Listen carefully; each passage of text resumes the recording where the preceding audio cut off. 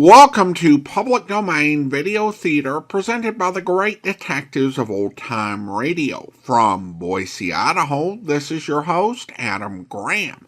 And today we're bringing you another episode of Dragnet. This one is Season 1, Episode 12, original air date May 22nd, 1952, based on a radio play from February 14th, 1952.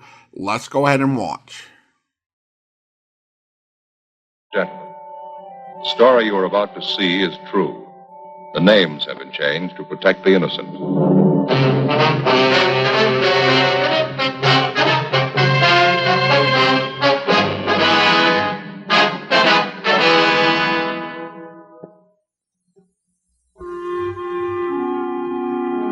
This is the city.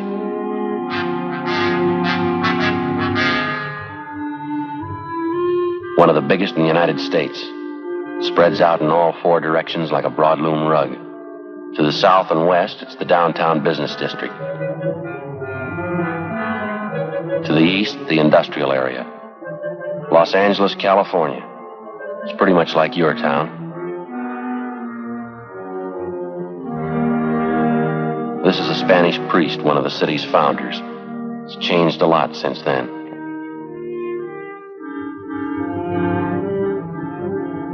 It's got high-tension wires bringing in the power and bus lines to get you where you're going.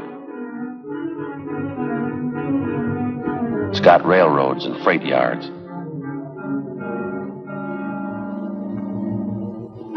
Churches, any kind you want. Public parks and lakes. It's got a police department. And a city hall. This is where I work. I'm a cop.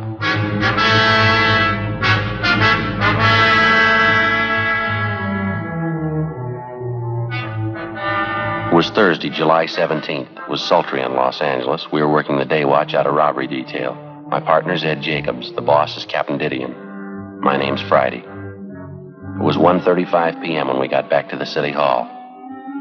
9 months before, a jewelry salesman was slugged and robbed of $20,000 in precious stones. It took us weeks of investigation before we discovered the man responsible for the holdup. It took more weeks of legwork to gather all the evidence. We needed one more thing. His statement.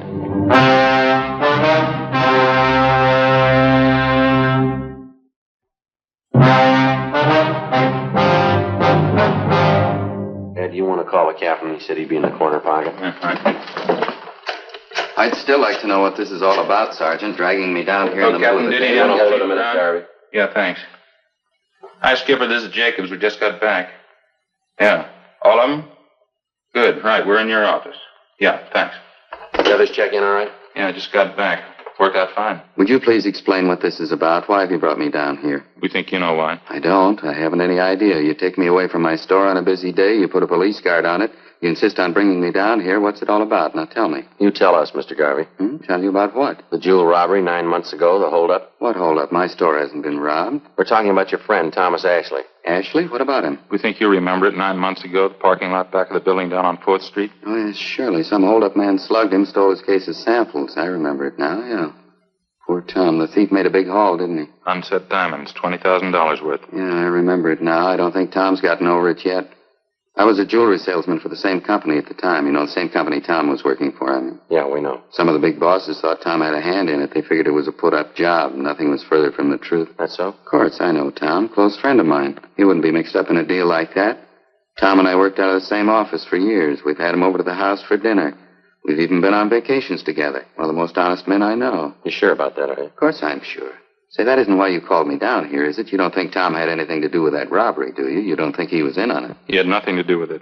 Think you know that as well as we do. Then why am I here? There's nothing I can tell you about the holdup, only what I heard from Tom, what I read in the newspapers. Now, you can tell us a lot more, Garvey. We didn't bring you down here just to pass the time of day. Tom was slugged and his sample case of stones was taken. That's all I can tell you. You're a liar, mister. What? You engineered the whole thing. We know it, and so do you. Is this some kind of a joke? If it is, I think it's in bad taste. It's a long way from a joke, Garvey. You planned the job, you got the loot. We can give you chapter and verse. I really think you're serious. You think I robbed Tom? We got it past the thinking stage, Garvey. We already told you we know you robbed him. Now, wait a minute. This thing's ridiculous. The whole idea is ridiculous.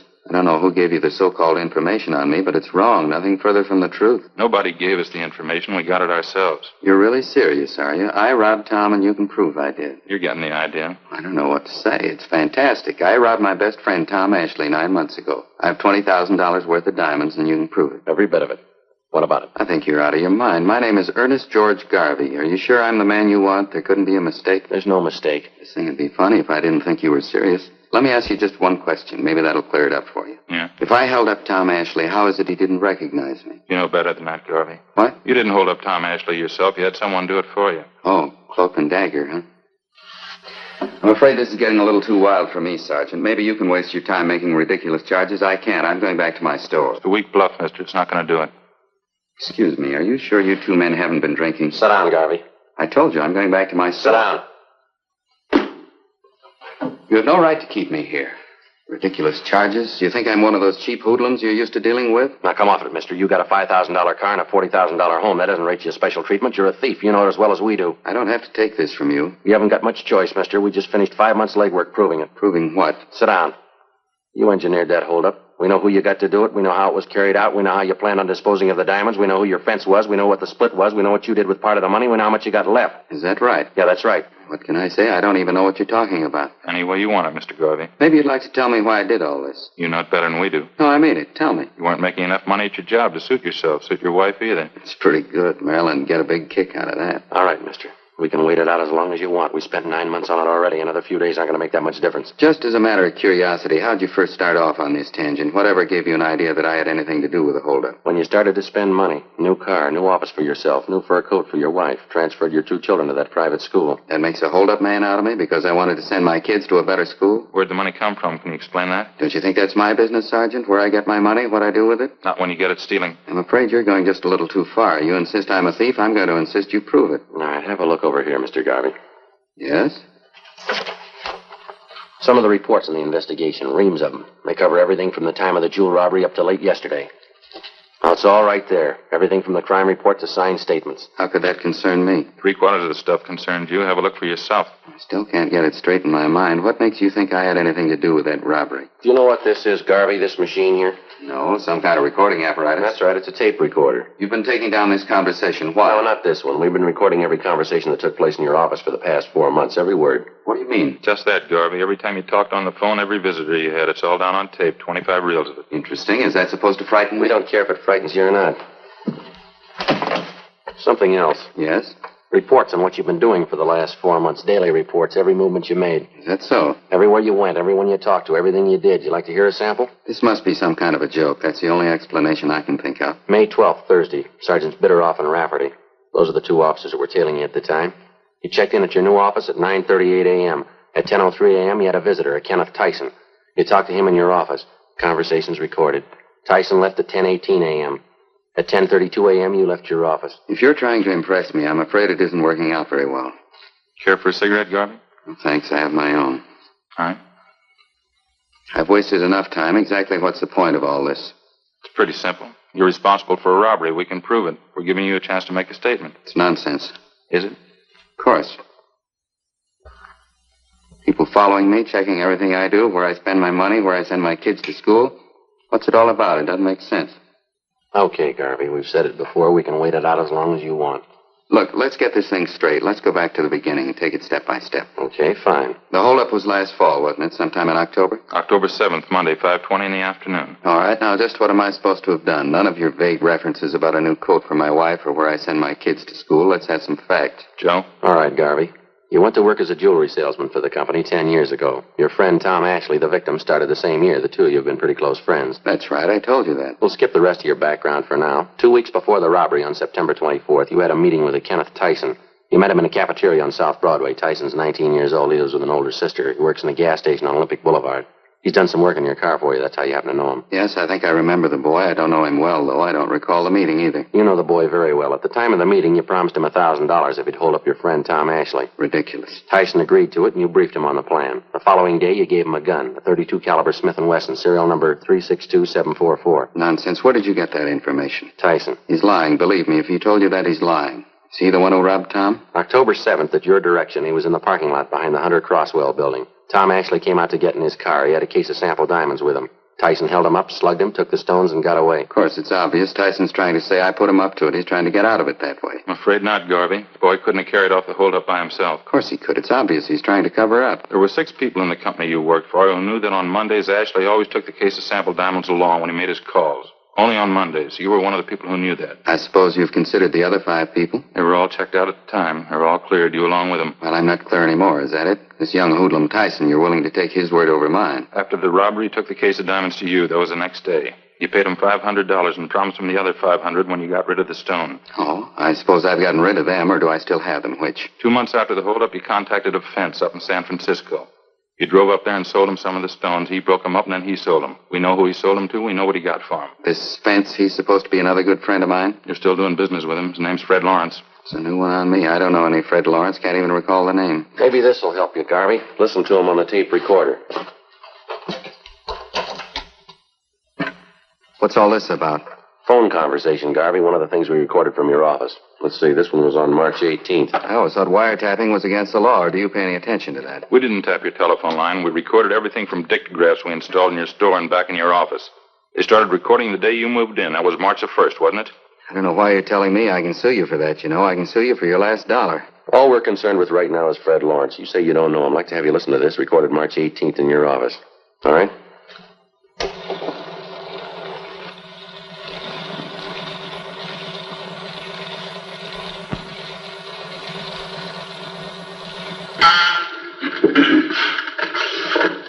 Yeah, Mary. Mr. Lawrence? Yeah, sure. Put him on. Hi, Fred. How are you? That's so. Good. No, everything's fine. No heat at all. No, Tyson's all right. Believe me, he's a good kid. Tonight? Yeah, all right. Where? Well, I don't know. It might not be so good if you're seen coming here. Oh, 8 o'clock, 8:30. Okay, fine. It's close to 8:30, so you can make it, huh? Right, Fred. Goodbye.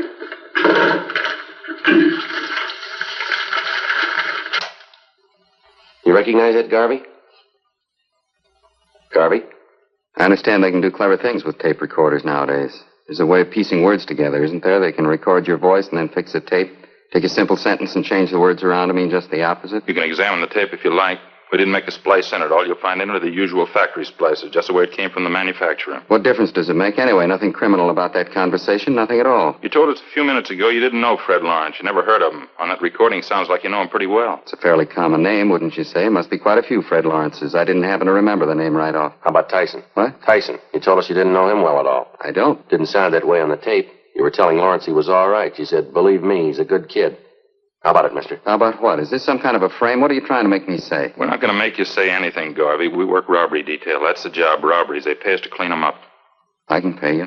What? Never mind, I didn't mean that. I meant I pay my taxes, I pay your salaries, I help to anyway. I don't know why I have to be treated like this. No reason to make a big headache out of this for everybody, Garvey. You engineered a holdup, and we can prove it. We're giving you a chance to make a statement, that's all. I got nothing to say. Make a statement about what? All you're going on is hearsay, circumstantial evidence. You can't say I planned that robbery. You admit you know Tyson. You know him well. I don't. I admit nothing. What about the phone conversation? It's a fake. They phony those things up all the time. You know it as well as I do. You admitted you know Fred Lawrence. We proved that on the recording. I admit nothing. You don't even know Tyson. Is that what you want to say? I know him, that's all. He worked on my car a couple of times. I don't know him well. I'd like to play you another recording, Garvey. Waste of time. I haven't got the whole day to spend here. I've got to get back to my store. I've got a business to operate. Won't take very long. Here we are, April 5th. A lot of foolishness anyway. How do I know how you made those recordings? You could have gotten actors, made them up yourselves. There weren't any dictagraphs. How did you make those things? There were dictagraphs, Garvey. You remember before you moved in that new suite of offices, you had them redecorated? Yes. There were sound technicians from our crime lab out there working side by side with the painters, carpenters. Installed dictagraphs in your store, back in your offices. They bugged the entire place. Wiretapping. I'll bring this into court if it's the last thing I do. We already told you, Garvey, it's not wiretapping. We didn't touch your phone lines. We didn't have to. Invasion of privacy. I'm going to bring this into court. All right, let's hear this recording. It might clear up a few things, huh? Clear up what? What are you trying to prove? Okay, Joe. Yeah, okay. Date on this is April 5th.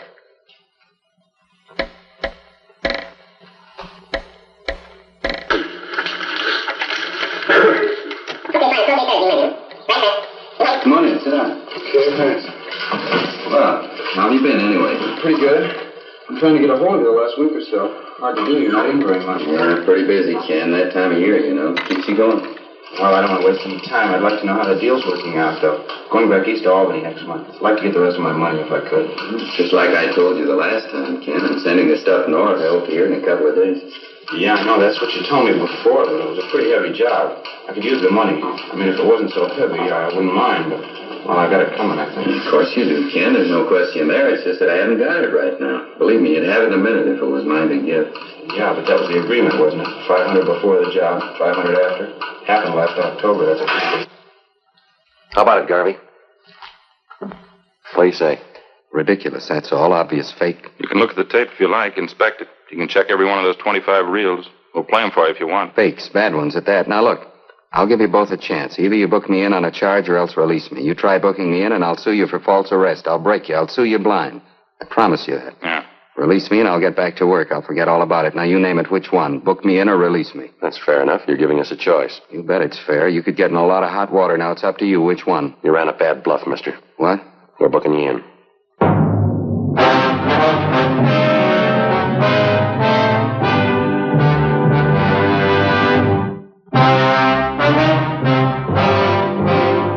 Thursday, 3:55 p.m. Ed Jacobs and I continued questioning the robbery suspect, Ernest Garvey. Despite the evidence at hand, he still refused to admit any knowledge of the $20,000 jewel theft 9 months before. The questioning went on. Garvey's answers became more and more confused. We kept pressing, laying out the case against him step by step. 4:30 p.m. We stayed at it. But it must have taken quite a bit of money, didn't it, Garvey? Your wife's new fur coat, new car for yourself. Where'd it come from? Now, look, there has to be an answer. Where'd that money come from? Simple. I borrowed it. Where'd you borrow it? Some of it from friends, some from the banks. I don't see how it concerns you. How much money did you borrow? Don't you think that's my business? Wasn't it about $7,000? That about right? Yes. No, it was more. What's the difference? It's my business. Complete financial file on you, Garvey. Took us quite a few weeks getting it together. A lot of work. You must like snooping in other people's affairs. No, not especially. It's pretty dull. Here's a copy of your bank statement from the California banks. Photostat. Doesn't make much sense here. What do you mean? Well, we checked your income for that month. Amounted to $620.18. Now, how was that possible? For your information, I made a loan that month. That's probably some of the loan money I deposited. I'd quit my old job that time. I was going in business for myself. I needed the money to redecorate the new store, the office. It's as simple as that.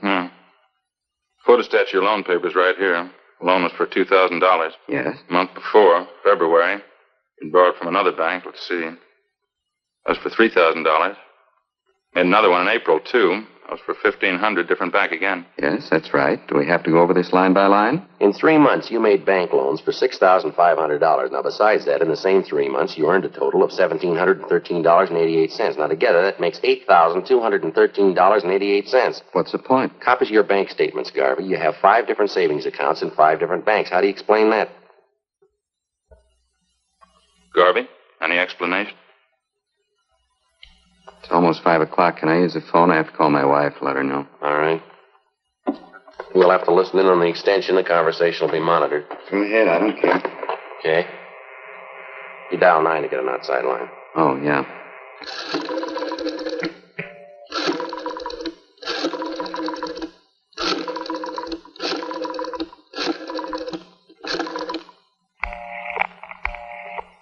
Busy.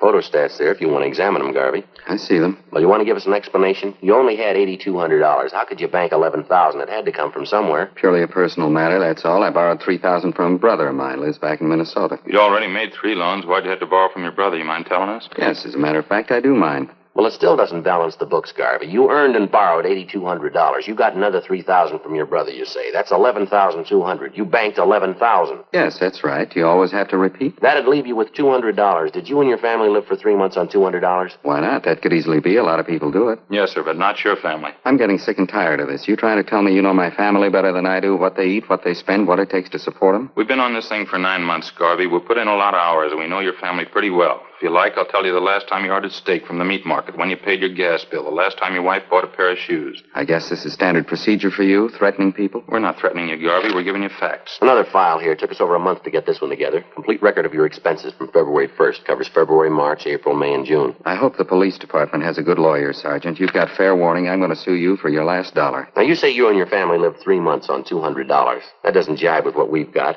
You can take a look here if you want to. It's all there. Lies, forgeries, it's all lies. I promise you're going to regret this. There's a photostat here of the receipt for your wife's coat, Garvey. $1,612.34. That includes the tax paid in full. Photostat of the contract for your new car. Down payment, $2,000. Liquor bill for the big party you threw in March 20th. Liquor bill, $387. There's a catering bill here, $194. Full year's check for tuition, room, and board for your kids at that private school you sent them to. $1,864.07. That's only the beginning, Garvey. Comes to a lot more than $200. Have you heard enough? I better try to get my wife again. I have to let her know. All right, Ed, you want to get the extension? Yeah, right. You dial 9 to get outside, Garvey. Yeah, I know.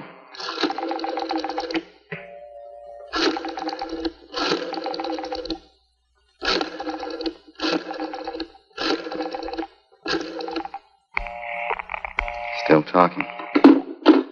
She might know I'm trying to get her, stupid. Now, wait a couple of minutes. You'll get through. Gabbing on the phone all day long, gab on the phone and play cards. It's all she ever does. I've got some more figures for you here, Garvey. Be a good idea if you hear them. Bills for 2 more parties you threw last month. Food bills, liquor bills. Why do you have to keep pushing that stuff at me? So you've been sneaking around finding out about my personal affairs. That's supposed to be good police work, is it? This the kind of thing they pay you for? Now, look, you carried off a robbery, Garvey. We're giving you a chance to make a statement. Why should I? What for? Give you a statement and have you twist it around, incriminate me? I haven't had anything to do with this kid, Tyson. Better make that call. Dial 9 first. I know. You told me.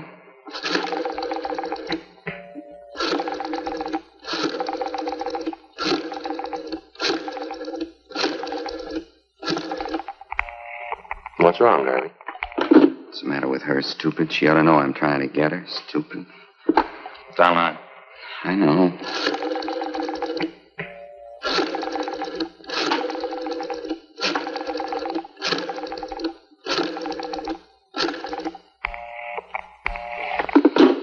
One more recording you ought to hear. Just play part of it for you. I don't want to hear it. I'll play just a piece of it. Think you ought to hear it. That the one from May 10th, is that it? Yeah, uh-huh. Tyson and Garvey. Same place. The office. Yeah, but you told me on the phone. Said you'd have the dough for me today. Now, wait a minute, Tyson. I didn't say that at all. I said maybe I'd have it for you. I didn't say definitely. Look, I can't give you what I haven't got. I want the 500, Garvey. I need it. I stuck my neck out on a robbery job. I'd get 5 to life if the cops got me. You'd be clear. Now, take it easy, will you, Ken? Take it easy, nothing. Well, it couldn't be any plainer. What do you say? In a minute, just a minute.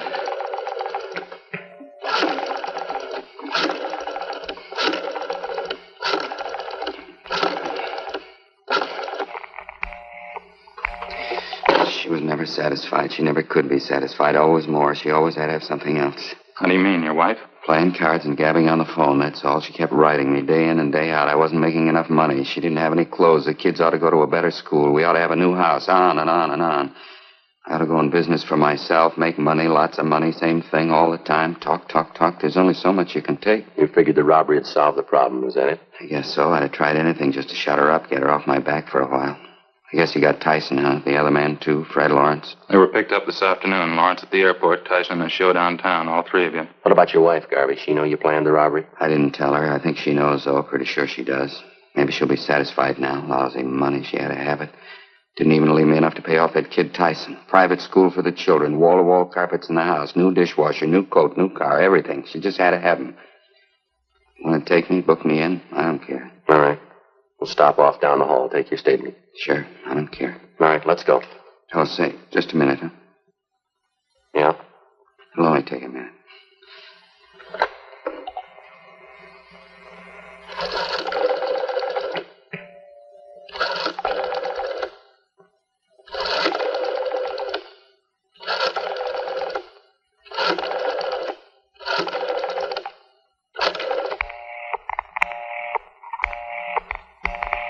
Yeah. That's what I figured.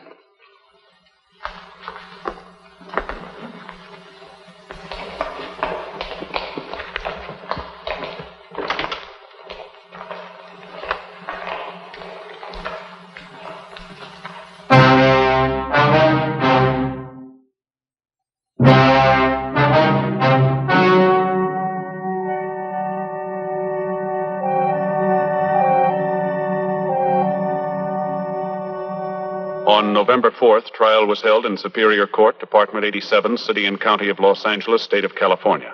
In a moment, the results of that trial. The suspect was tried and convicted of robbery in the first degree, which is punishable by imprisonment from 5 years to life.